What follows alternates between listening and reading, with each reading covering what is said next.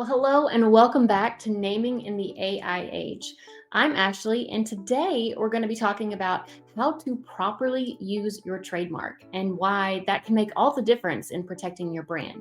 Most people think that once you pick a name and file it, you're done. But in reality, how you use that name plays a huge role in how strong your protection is and how well your brand holds up over time.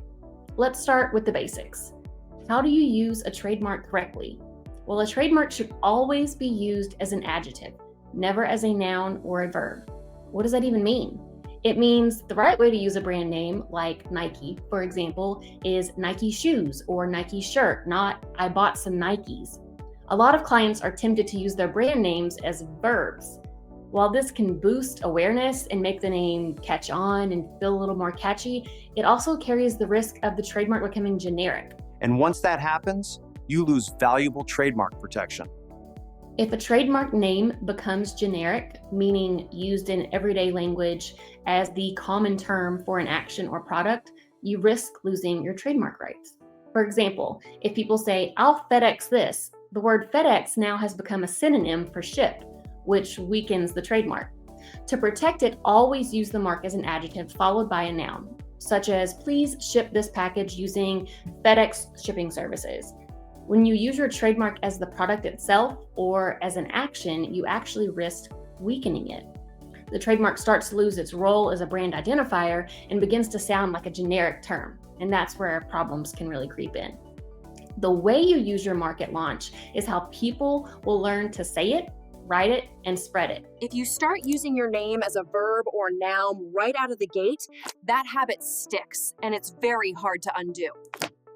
That's why brands like Google, Xerox, and Kleenex have had to run campaigns and ads reminding people, you don't Google it, you search it with Google. You don't Xerox it, you make a photocopy on a Xerox copier. You don't hand me a Kleenex, you say Kleenex tissue. Your first usage sets the precedence. Do it right and you protect your brand. Do it wrong and you risk eroding it before it's even had a chance to grow.